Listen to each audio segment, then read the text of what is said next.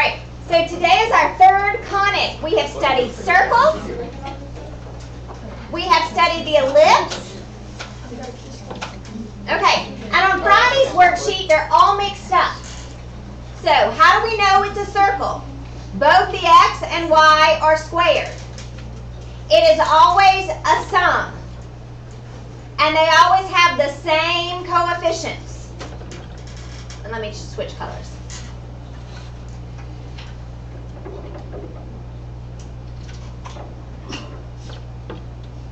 They always have the same coefficients. So that's how we know it's a circle. The x and y are both squared. It is a sum, and I'll change colors for that too so it sticks out. And they have the same coefficients. So what was different between circles and ellipse? Different coefficients. So the x and y are still both squared. It is still a sum, but they have different coefficients. So the x and y are squared. It is still a sum, but in this case they have different coefficients.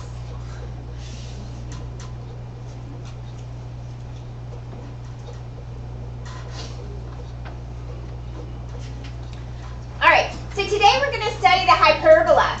And the hyperbola is the set of all points in a plane where the difference, see, it's not the word sum, is it? Difference of the distances from two fixed points, those are the foci, is constant. So what happens is the foci are out here. They are inside the curves of the parabola. Not parabola. Sorry, it's hyperbola. All right, so what's the difference in this formula and the ellipse? It's very little. It is the minus.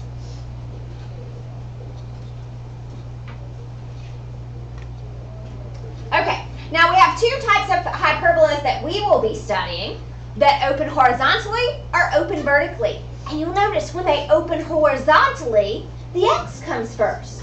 The x is positive. We have a positive x when it opens horizontally.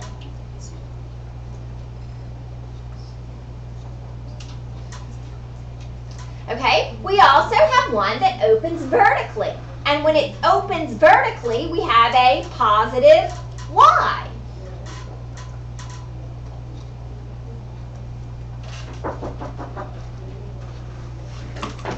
Okay, to form the hyperbola, what we have to do is draw in asymptotes. And I'm going to teach you how to do that in just a second. But do you see here it says the slope of these asymptotes? I'm going to highlight the asymptotes right here. So asymptotes are lines that our graph will follow. Do you see how the hyperbola kind of follows along the asymptote here? This one's off just a hair, but they follow along the asymptote. Now with the asymptotes, the slope of those asymptotes is always b over a. And in this case, b is always going to represent our vertical move from the center.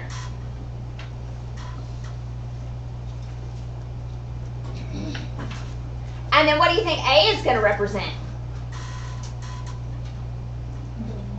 The horizontal move. Now, this kind of makes sense because you remember when you learned slope, did your teacher teach you rise over run? Well, isn't our rise up and down? Vertical. And isn't our run left and right? Horizontal. So this kind of correlates to rise over run.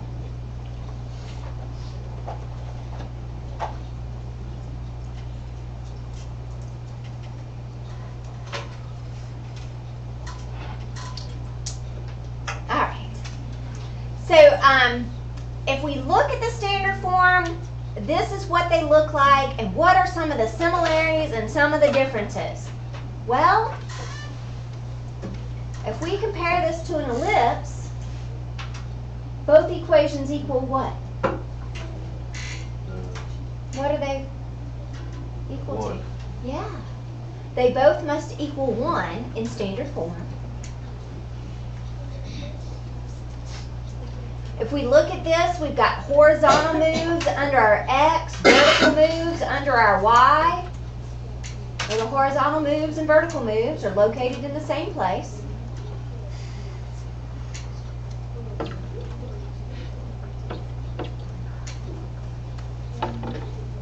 Okay, I know.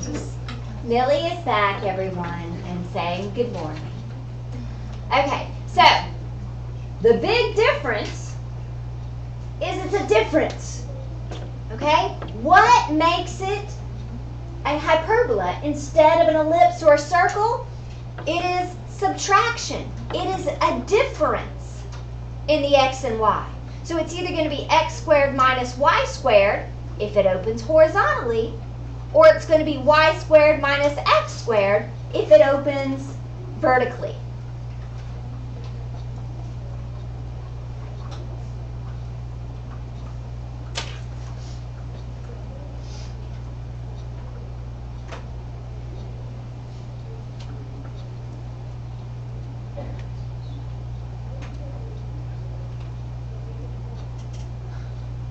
Okay, when we're looking at our standard form, when we look at our standard form, it looks just like what we've been doing. So what do you think the center would be if this is standard form? 0. In this case, it is 0, 0, but in general, it's HK. Now, we're fine when the x comes first. Just don't go too fast. When the y comes first, this is the y at the center. And this is the x at the center. Don't just get going too fast. That's when we get them backwards. So, HK is our center. Now, our vertices.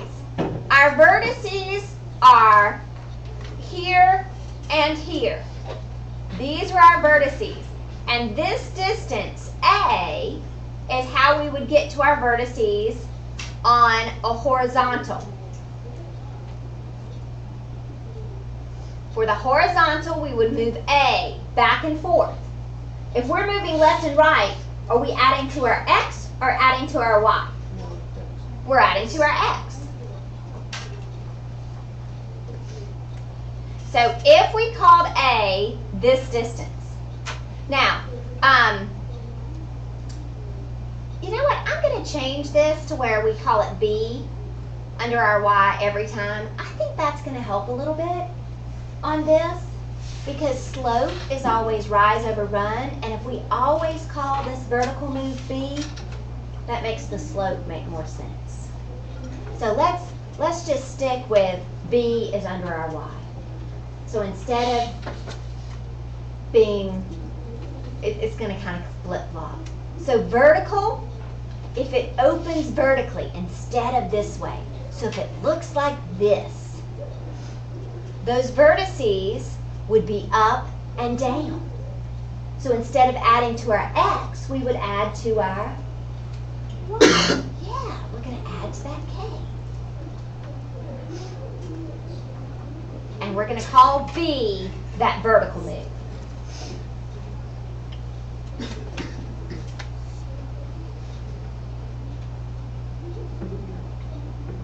Okay, when the center is at the origin, this is really easy, the asymptotes. But sometimes we shift it around. So when we get the equations for these two lines, I'm going back to point slope. Do you guys remember point slope? Y minus y1 equals m times x minus x1. Okay? Now, in this case, the slope is going to be our rise over our run. This is our rise. This distance is the same as A. Rise over run. So it's going to be B over A. But it's the positive slope. And do you see there's another one right here? So it's plus or minus. So this y1 and x1 are where we do the center. So it's y minus k and x minus h. So every time our asymptote is y minus the y value at the center, plus or minus that rise over the run, b over a, times x minus the x value at the center. Every time. So every time you're plugging in the center, h, k. Every time you're plugging in the vertical move over the horizontal move. You may leave it in this form. You do not have to distribute. You do not have to move the number back over. Please just leave it in that form. Okay? Yes, ma'am. So you do for plus or minus p of a, like every time? Or Every time. Every time it's plus or minus. Okay, transverse axis. The transverse axis is the one that connects the two vertices. So the transverse axis would be that one if it opened this way, and it would be that one if it opened that way. So the transverse axis connects the vertices. It connects, that's not connects, try again.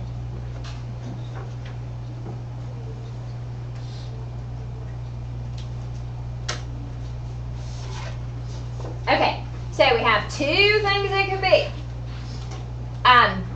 It's going to be, if it's horizontal, if it opens horizontally, that transverse axis is 2 times A. But if it opens vertically, what would it be? 2 times B.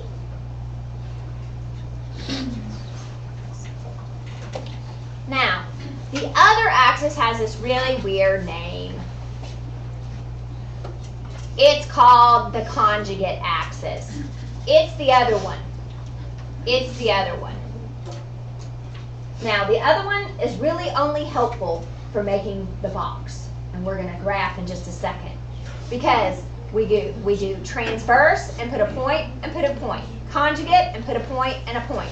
And then we create a box that goes through those points. Now, why do we create the box? Because that helps us draw in our asymptotes. That's why we create the box. And we'll do that in just a minute together. I got a little cluttered.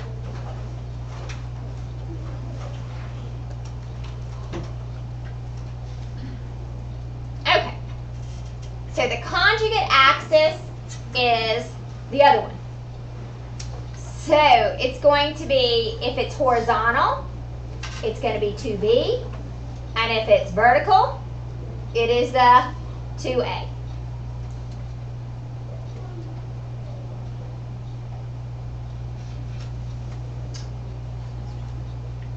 Now, because the foci are out here, it's further than A. Now with an ellipse, it was inside. Right? With the ellipse, the foci are inside the figure. And we did A squared minus B squared. But this time it's outside. So what do you think that minus is going to turn into to get it further away?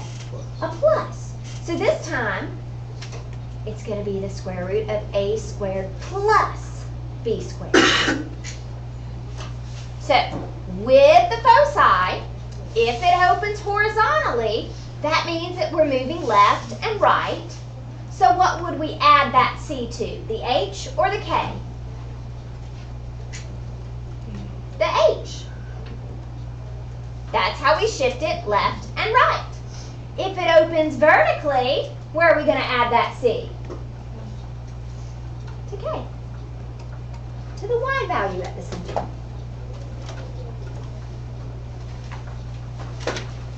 Okay. Let's do some. Now that that's a lot of knowledge to shove down your throat at once. So let's practice it so that it makes some sense.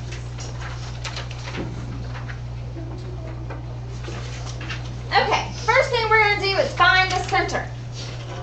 Where is the center of this particular hyperbola? And I know it's a hyperbola because x is squared, y is squared, and it's a difference. That's all I got to look for. Both squared, difference. Where's the center? 0, 0. So that's where I'll start. The center is the point 0, 0. and I'm going to plot that. Will this one open horizontally or vertically? It's going to open horizontally. So when I do my horizontal moves, that gives me my vertices. So from this center, what's under my X? 16. So how far do I move? 4. So I'm going to move left 4 and right 4. So my vertices are at plus or minus 4, 0. Yes? For the hyperbolas, are the, like on the ellipses, the A and B change depending on the bigger number? Yeah. Are these constant? These are. Okay. We're gonna make them constant. All right, now my vertical moves are under my Y. So B is 3. Go up 3 and down 3. Now, those are the endpoints of that conjugate axis, which doesn't mean a lot, except it helps us draw the box. So now we're going to draw the box. Okay, this box will go from through all of these points we just plotted. And it's a little, the box really isn't part of the graph. The box helps us draw in the asymptotes, which are part of the graph. So the asymptotes are going to look like this, guys. And make them a little bit fatter. They're going to go through opposite ends of the box.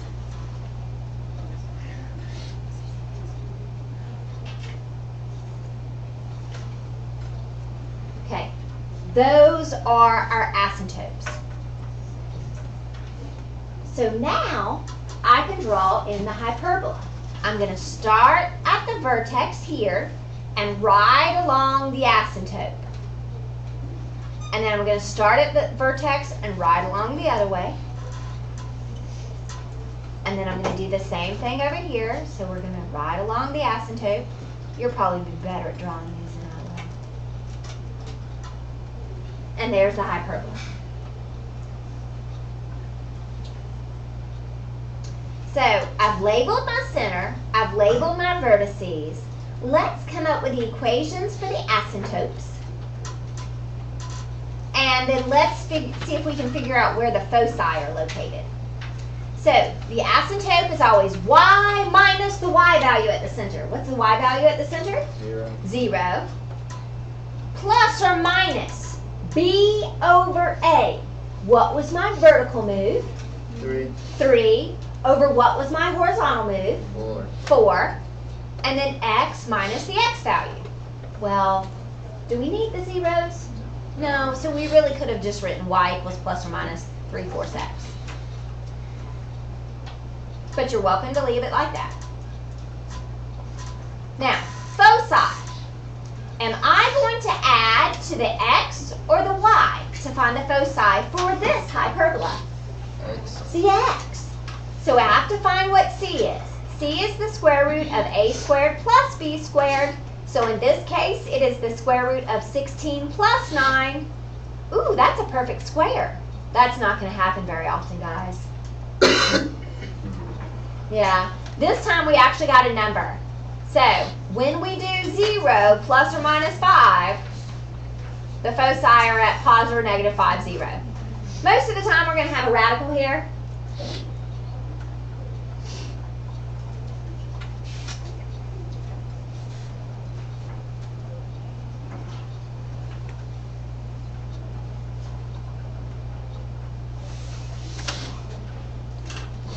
Okay, so we have 3 we're going to practice. You know what? Let's make number 1 of you try. Because it is just like the one we just did, except how is this one going to open? Vertically.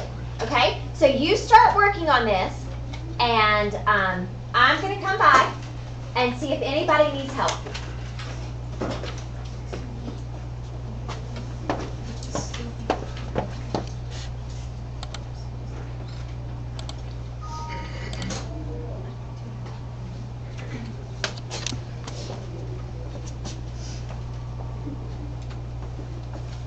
Okay, if you're watching the video of this, fast forward until you see writing.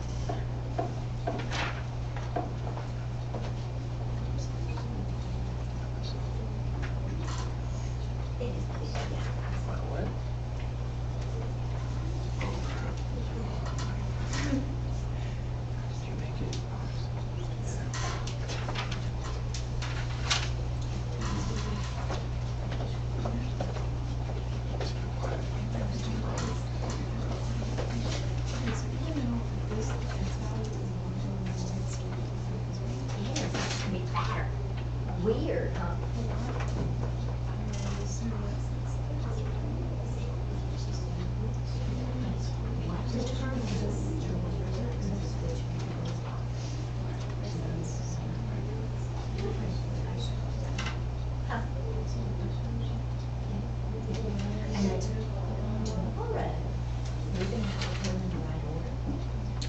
Start with the negative, but the negative one always goes second.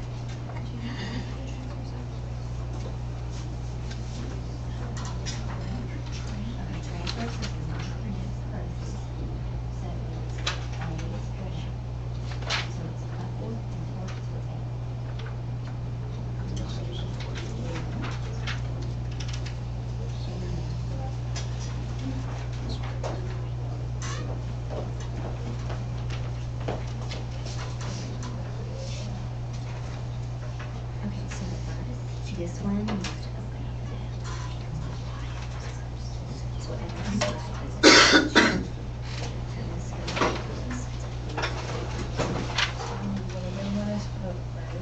And one's positive. Yep. The positive one always comes first. So the positive ones have the these are your vertices. These are actually covers.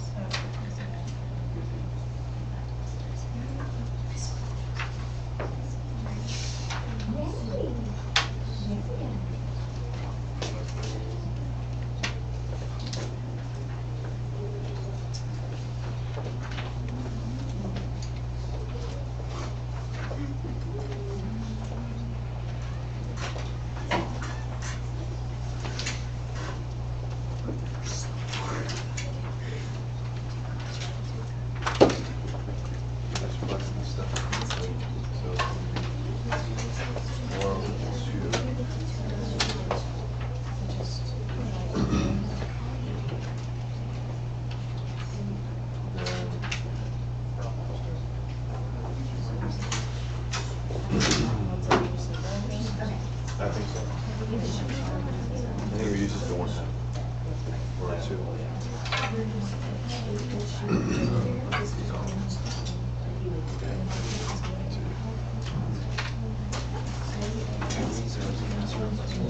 Oh, Don't worry, I already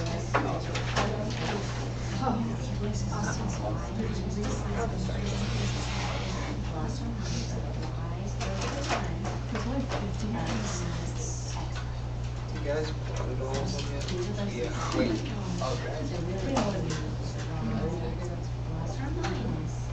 Why would you do that?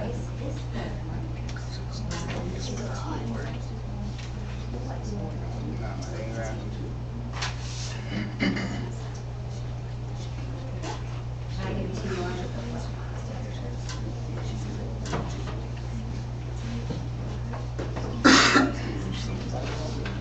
Well, this is, yeah. You should be. I always do.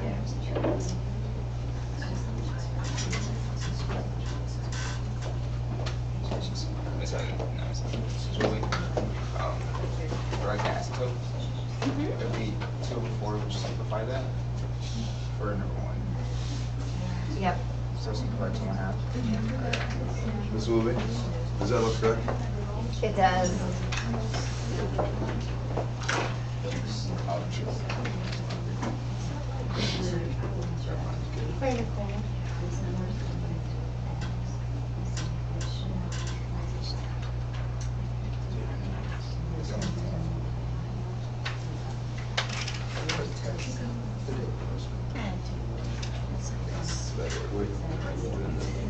Sorry, we're in the next one.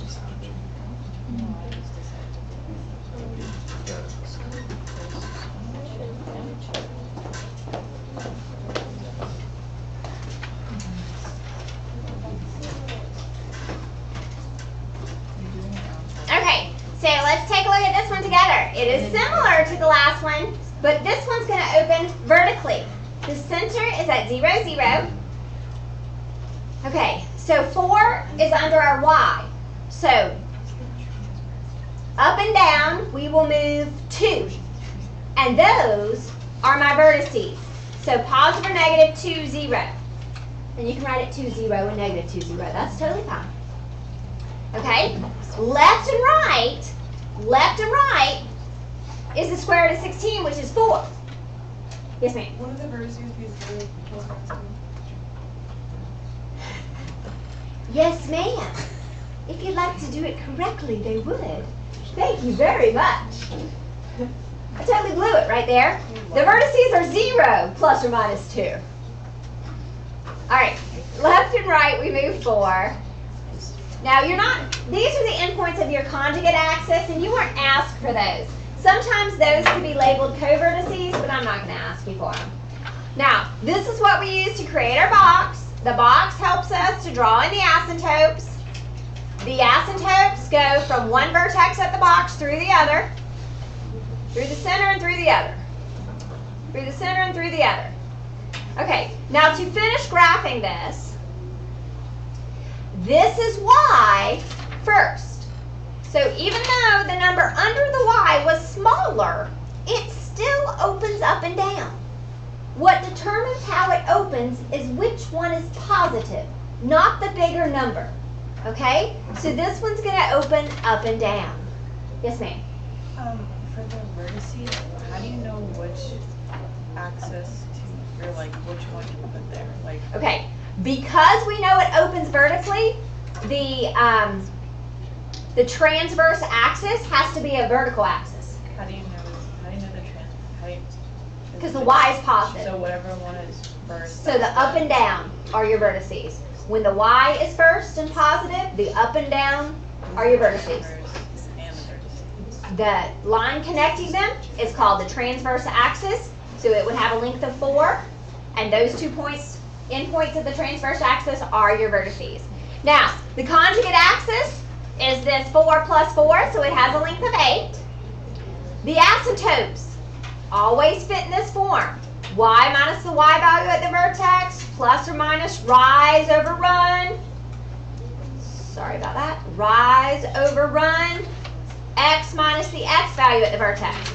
Well, the vertex is at 0, 0, so the H and K are just zeros. So this ends up being Y plus or minus. We rise 2, we run 4. I always go from the center to this point. Rise 2, run 4. 2 over 4. Well, what does 2 over 4 reduce to? 1/2. All right, now, the foci, first we have to find C. C is the square root of a squared plus b squared, so 4 plus 16 is the square root of 20. Now, if you left it like that, I wouldn't count off. But the square root of 20 does simplify to 2 roots of 5. Now, the foci have to be inside here, so this time I'm adding this 2 roots of 5 to which one? The X or the Y? The Y. That's how we get up and down. So the foci are at 0 plus or minus 2 roots of 5. If you wrote plus or minus square root of 20, you would get full credit.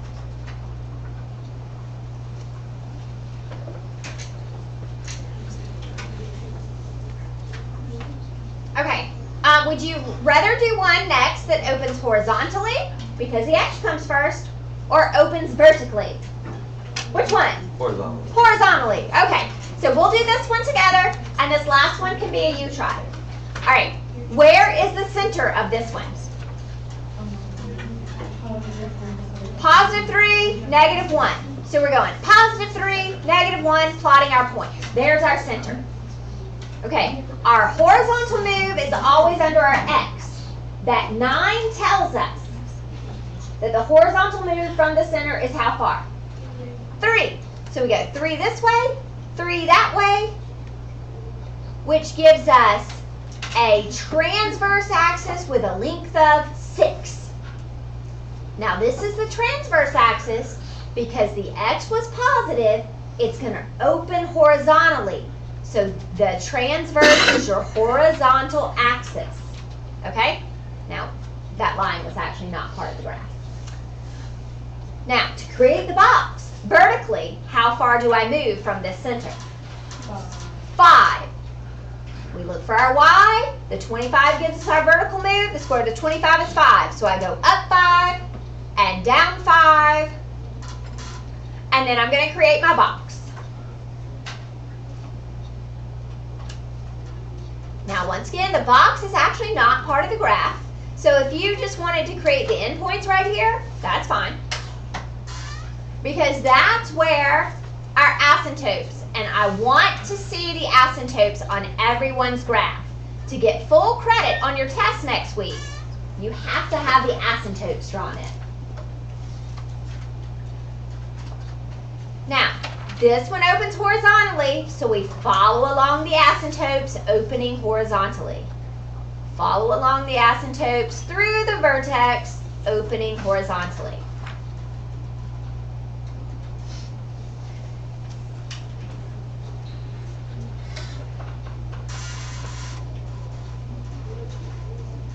Okay, because I moved up and down 5, that conjugate axis has a length of 10.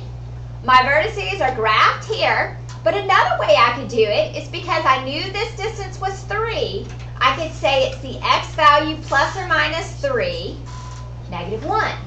Well, what is 3 plus 3? 6, negative 1. And what is 3 minus 3? 0, negative 1. Is that where they are on the graph? So you can do it algebraically, or you can graph it. Now the asymptote, y minus the y value plus or minus rise over run x minus the x value. Well, the y value is negative 1, so it's going to make this a plus 1. The x value at the center is 3. The rise is 5, and the rise 5, run how far? 3. And those are the equations for my asymptotes. And you're welcome to leave it in that form. Do not distribute. That's an ugly equation. Actually, no, it's not, because that cancels. Never mind. That's not too ugly. All right. So I'm going to just kind of use this line to find C. C is the square root of a squared plus b squared. So in this case, it's the square root of 34. And that doesn't simplify. Now, the foci are always located inside your hyperbola. So am I adding that to the x value at the center or the y value at the center? The x value. So I get 3 plus or minus the square root of 34, comma, negative 1. And that's good enough. 34 doesn't simplify. I can't combine them. Done. All right. You can go ahead and try this one. Or if you feel really good about it and you don't need to check another one, you can start your homework, which I'm about to pass out. I'm going to put the answer for this last one up in just a second.